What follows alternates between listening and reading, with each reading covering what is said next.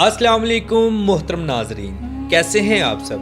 नाजरीन, आज हम दुनिया के एक ऐसे शहर की सैर करने जा रहे हैं जो हमारे तमाम मुसलमानों के नज़दीक इंतहाई मुक़द्दस और मोहब्बत वाला है। आज हम अपने प्यारे आका मुहम्मद मुस्तफ़ा सल्लल्लाहु ताला अलैहि वसल्लम के प्यारे शहर मदीना की सैर करने जा रहे हैं। इससे बढ़कर हमारे लिए कुछ अहम नहीं कि हमारे प्यारे आका मुहम्मद मुस्तफ़ा सल्लल्लाहु अलैहि वसल्लम का रोज़ा मुबारक वहाँ मौजूद है।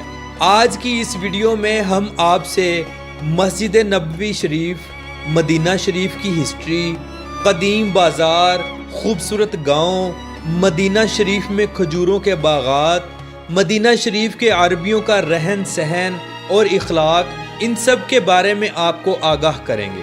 आज की वीडियो इंतहाई अहम है, इंतहाई मेहनत और 2 दिनों के तवील टाइम के बाद आपके लिए ऐसी वीडियो लाई जाती है, इसलिए वीडियो को पूरा देखा करें और चैनल को सब्सक्राइब और वीडियो को शेयर किया करें। तो चलें वीडियो का आगाज करते हैं। मदीना शहर, इस मुक़द्दस शहर को बहुत से नामों से पुकारा जाता है, जैसे मदीना मुनव्वरा जो इसका ऑफिशियल नेम भी है, अल मदीना, मदीना अल नबी, अल मदीना अल नबविया, अल आसमा, अल इस्लामिया, अल औला और तैयबा अल तैयबा के नाम से भी पुकारा जाता है।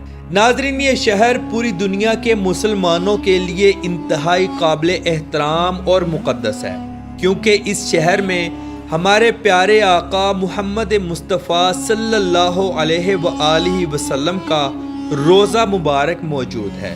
और इसके अलावा बेशुमार ऐसे मकामात मौजूद हैं जो हमारे प्यारे आका मुहम्मद मुस्तफ़ा सल्लल्लाहु अलैहि वसल्लम की ज़ात से मंसूब हैं और काबिल एहतराम हैं। मदीना शहर सऊदी अरब का एक शहर है। इस शहर का कुल रकबा 599 मुरब्बा किलोमीटर है, 589 यानी 227 स्क्वायर मील। इस शहर की कुल आबादी पर नज़र डालें तो 2022 की आखिरी मरदमशुमारी के मुताबिक यहाँ 14,11,599 लोग आबाद हैं, यानी 1 किलोमीटर के अंदर 2012 लोग आबाद हैं। लेकिन आपको बताता चलूँ, ये आबादी सिर्फ यहाँ के अरबी लोगों की नहीं है, बल्कि यहाँ एक बहुत बड़ी तादाद पाकिस्तानी, इंडियन और बांग्लादेशी कम्युनिटी की भी है। इनके अलावा फ़िलिपाइनी, अफ्रीकी, मिस्री, सूरी, लबनानी और यमनी लोग भी आबाद हैं। अक्सरियत यहाँ मजदूरी करती है, जैसे टैक्सी चलाना, लेबर में काम करना वगैरह, और बहुत से लोगों के अपने बिजनेस भी हैं।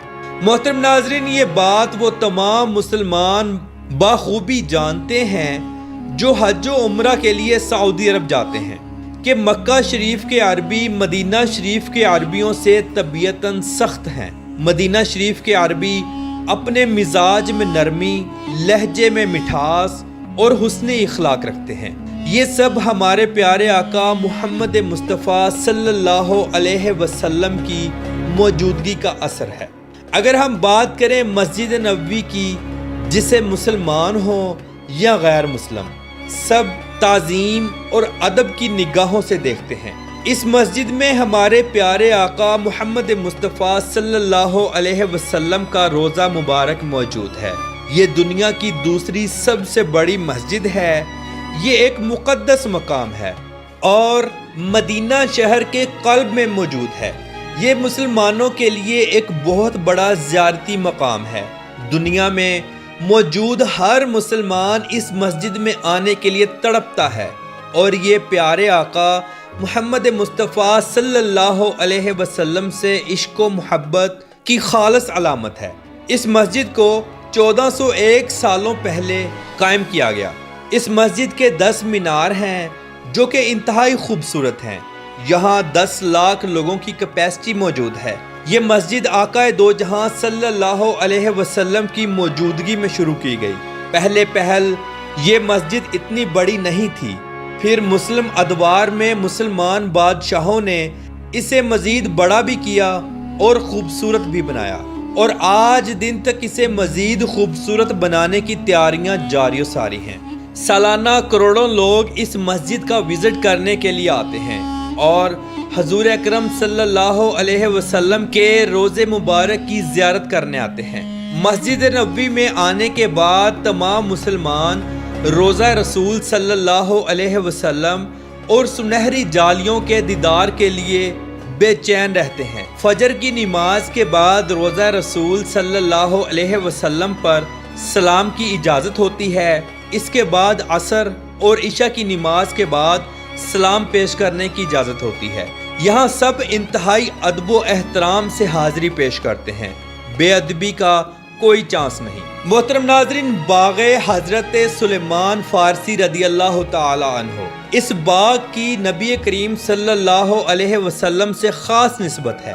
حضرت سلیمان فارسی رضی اللہ تعالی عنہ غلام تھے۔ آپ کے آقا نے آپ کو آزاد کرنے کی جو شرطیں رکھی تھیں وہ یہ تھی کہ آپ کھجور کے 300 درخت لگائیں اور ہر درخت پر پھل آ جائے تو میں آپ کو آزاد کر دوں گا۔ آپ نے نبی کریم صلی اللہ علیہ وآلہ وسلم کو بتایا تو نبی کریم صلی اللہ علیہ وسلم نے یہاں 300 درخت لگائے۔ معجزہ یہ ہوا کہ درخت بڑے بھی ہوتے گئے اور پھل بھی لگتا گیا، لہٰذا پھر شرط پورا ہونے پر حضرت سلیمان فارسی رضی اللہ تعالی عنہ کو آزاد کروا لیا گیا۔ تب سے آج دن تک یہ باغ حضرت سلیمان فارسی رضی اللہ تعالی عنہ کے باغ کے نام سے مشہور ہے۔ یہاں بے شمار کھجوروں کے سٹال لگتے ہیں۔ زیارات کے لیے آئے مسلمان اپنے گھر والوں کے لیے یہاں سے کھجوریں لے کر جاتے ہیں۔ ریاض الجنہ، ریاض الجنہ مسجد نبوی شریف کا وہ حصہ ہے جو باقی تمام حصوں سے ممتاز ہے۔ یہ حصہ روضہ رسول صلی اللہ علیہ وآلہ وسلم اور ممبر رسول صلی اللہ علیہ وآلہ وسلم کے درمیان واقع ہے۔ نبی کریم صلی اللہ علیہ وآلہ وسلم نے فرمایا، میرے گھر اور ممبر کے درمیان کی جگہ جنت کے باغوں میں سے ایک باغ ہے، یعنی ریاض الجنہ، جنت کا ٹکڑا ہے۔ زائرین اس حصے میں آ کر نماز اور نوافل ادا کرتے ہیں اور یہ تصور ذہن میں رکھتے ہیں کہ وہ جنت کے ایک حصے میں بیٹھ کر اللہ کی عبادت کر رہے ہیں۔ تو اب ہم بات کریں گے جنت البقیع کی۔ حضور اکرم صلی اللہ علیہ وآلہ وسلم نے جنت البقیع کے بارے میں فرمایا کہ جنت البقیع اس طرح روشن ہے جیسے سورج اور چاند زمین کو روشن کرتے ہیں۔ جنت البقیع میں سب سے پہلے دفن ہونے والے صحابی اسد بن زرارہ رضی اللہ تعالی عنہ تھے اور مہاجرین میں حضرت عثمان بن مظعون رضی اللہ تعالی عنہ تھے۔ جنت البقیع میں حضرت محمد صلی اللہ علیہ وآلہ وسلم کے اہل بیت، آپ کے صاحبزادے، صاحبزادیاں، ازواج مطہرات، حضرت امام حسن رضی اللہ تعالی عنہ، حضرت عثمان غنی رضی اللہ تعالی عنہ اور کم و بیش 10,000 صحابہ اکرام یہاں مدفون ہیں۔ جنت البقیع قبرستان دنیا کے پرانے قبرستانوں میں سے ایک ہے اور مسلمانوں کا سب سے پہلا قبرستان ہے۔ مسجد الغمامہ، یہ مسجد اسلامی تاریخ کی قدیم ترین مسجد ہے۔ نبی کریم صلی اللہ علیہ وآلہ وسلم اس مسجد میں عید ادا کیا کرتے تھے۔ اس مسجد کے بالکل پاس حضرت ابوبکر صدیق رضی اللہ تعالی عنہ اور حضرت علی رضی اللہ تعالی عنہ کا گھر مبارک بھی ہوا کرتا تھا۔ ایک دفعہ کچھ صحابی رسول صلی اللہ علیہ وآلہ وسلم آپ کی خدمت میں حاضر ہوئے اور عرض کی، ہمارے علاقے میں بارش کی دعا کریں۔ نبی کریم صلی اللہ علیہ وآلہ وسلم نے اسی مسجد میں بیٹھ کر بارش کے لیے دعا کی۔ بارش 7 روز تک مسلسل چلتی رہی۔ صحابہ اکرام دوبارہ تشریف لائے اور حضور اکرم صلی اللہ علیہ وآلہ وسلم سے درخواست کی کہ دعا کیجئے بارش رک جائے۔ تب بھی حضور اکرم صلی اللہ علیہ وآلہ وسلم نے اسی مسجد میں بیٹھ کر دعا فرمائی تھی اور بارش رک گئی تھی۔ محترم ناظرین، مسجد قباء یہ اسلام کی پہلی مسجد ہے۔ جب حضرت محمد صلی اللہ علیہ وآلہ وسلم مکہ سے مدینہ شریف تشریف لائے تو آپ نے اس مقام پر قیام فرمایا اور مسجد قباء کی بنیاد رکھی۔ اس مسجد میں جو بھی مسلمان 2 رکعات نفل ادا کرتا ہے اسے مقبول عمرے کا ثواب ملتا ہے۔ آپ جب بھی مدینہ شریف جائیں تو یہاں ضرور آ کر 2 نفل ادا کریں۔ مسجد نبوی شریف سے مسجد قباء تک کا آپ پیدل سفر بھی کر سکتے ہیں۔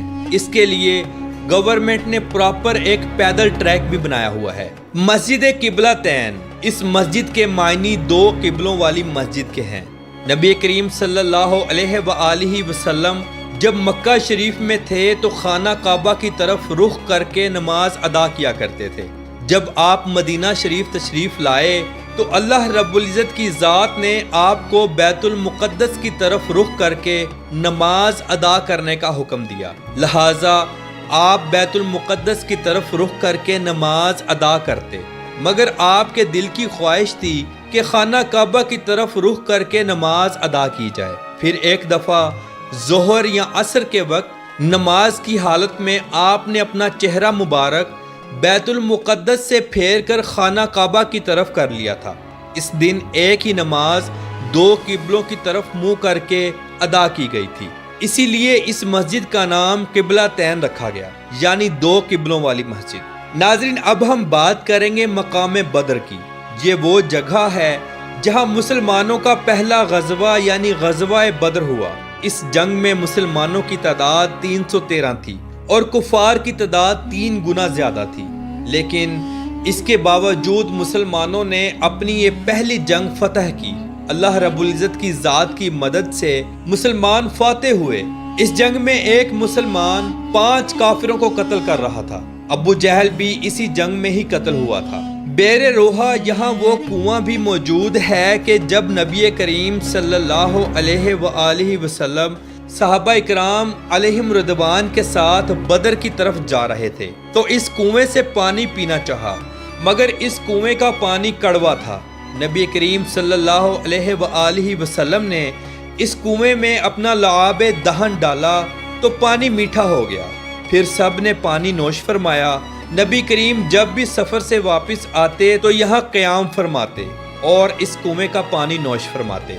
مقام احد، مسلمانوں کا 3 ہجری میں دوسرا بڑا غزوہ بھی احد پہاڑ کے نزدیک ہوا، جس میں 72 صحابہ اکرام کی شہادت ہوئی۔ حضرت امیر حمزہ رضی اللہ تعالی عنہ بھی اسی غزوہ میں شہید ہوئے تھے۔ نبی کریم صلی اللہ علیہ وآلہ وسلم کے دندان مبارک بھی اسی غزوہ میں شہید ہوئے۔ جب صحابہ کرام علیہم رضوان کو دفنانے کے لیے جنت البقیع کی طرف لے جانے لگے تو احد پہاڑ رونے لگا۔ احد پہاڑ نے عرض کی، یا رسول اللہ صلی اللہ علیہ وآلہ وسلم، ان کو میرے دامن میں ہی دفنا دیجیے۔ نبی کریم صلی اللہ علیہ وآلہ وسلم نے فرمایا، روز قیامت احد پہاڑ جنت کے دروازے پر جنتیوں کا استقبال کرے گا۔ احد پہاڑ مجھ سے محبت کرتا ہے اور میں احد پہاڑ سے۔ ناظرین، مدینہ میوزیم، عمر ابن الخطاب روڈ کے نزدیک موجود یہ میوزیم مدینہ میوزیم کہلاتا ہے، جسے 1983 میں بنایا گیا، جس کے اندر مدینہ شہر کی تاریخ اور پرانے ورثے کو دکھایا گیا ہے۔ اس میوزیم میں مدینہ منورہ سے متعلق نایاب تصاویر، آثار قدیمہ کے ذخیرے اور بصری گیلری دکھائی گئی ہے۔ اس میوزیم میں تقریباً 2000 نایاب نمونے رکھے گئے ہیں۔ یہاں قدیم وقت کا مدینہ شریف دکھایا گیا ہے۔ زائرین یہاں کا وزٹ ضرور کرتے ہیں۔ دنیا میں سب سے زیادہ قرآن مجید مدینہ شہر میں چھاپا جاتا ہے۔ یہاں موجود فہد پرنٹنگ پریس دنیا میں سب سے زیادہ قرآن مجید پرنٹ کرتا ہے۔ یہ پریس 1985 میں شروع کی گئی تھی۔ یہاں 200 سے زائد زبانوں میں قرآن مجید پرنٹ کیا جاتا ہے۔ ناظرین، مدینہ منورہ کا موسم اور آب و ہوا گرمیوں میں انتہائی گرم ہوتی ہے اور 2 مہینے ٹھنڈی ہوائیں اور پھر تھوڑی سی سردی پڑتی ہے۔ مدینہ منورہ مسجد نبوی شریف میں دنیا کے سب سے بہترین اور بڑے اے سی لگائے گئے ہیں۔ یہاں پر گرمیوں میں بھی فرش ٹھنڈا ہوتا ہے۔ مدینہ شہر میں شادیاں انتہائی دھوم دھام سے کی جاتی ہیں۔ روایتی لباس اور ہاتھ میں تلوار پکڑ کر رقص کیا جاتا ہے۔ کھانوں میں مٹن مدفون، لحم مدفون، ہریسہ، قہوہ، گہوہ اور کھجوریں، ان سب کا اہتمام ہوتا ہے۔ عربی حضرات خوب جم کر کھاتے ہیں یہ لوگ ہاتھ سے کھانا پسند کرتے ہیں۔ مسجد نبوی شریف میں حج کے دنوں میں اور عام دنوں میں اللہ کی راہ میں بے شمار کھانے پینے کا سامان بانٹا جاتا ہے۔ خاص طور پر رمضان المبارک کے روزوں میں کھلا سامان لوگوں کو دیا جاتا ہے۔ شہر مدینہ میں تعلیم اور میڈیکل کا شعبہ انتہائی زبردست ہے۔ مدینہ یونیورسٹی شہر کی سب سے بڑی یونیورسٹی ہے جہاں ہزاروں لوگ تعلیم حاصل کرتے ہیں۔ مدینہ شہر کے پرانے اور قدیم بازار انتہائی خوبصورت اور ہجوم والے ہیں۔ سارا سال یہاں غیر ملکی لوگوں کا ہجوم رہتا ہے۔ لوگ اپنے لیے اور اپنے پیارے گھر والوں کے لیے اچھی خاصی یہاں سے شاپنگ کرتے ہیں اور پاکستان، انڈیا، بنگلہ دیش اور تمام دنیا کے ان ممالک میں سینڈ کرتے ہیں جہاں پر ان کی فیملیز موجود ہوتی ہیں۔ تو محترم ناظرین، اس ادب والے شہر میں جانا، اس کا احترام کرنا ہر مسلمان پر فرض ہے۔ آج کی اس ویڈیو میں اگر جانے انجانے میں مجھ سے کوئی غلطی ہوئی تو میں اپنے اللہ رب العزت کی ذات سے معافی کا طلبگار ہوں۔ امید کرتا ہوں کہ آپ کو آج کی ہماری ویڈیو بہت اچھی لگی ہوگی۔ کمنٹ باکس میں اپنی رائے کا اظہار ضرور کیجیے گا۔ تو ملتے ہیں انشاءاللہ اگلی اور بہترین ویڈیو کے ساتھ۔ اللہ حافظ و ناصر، خدا حافظ۔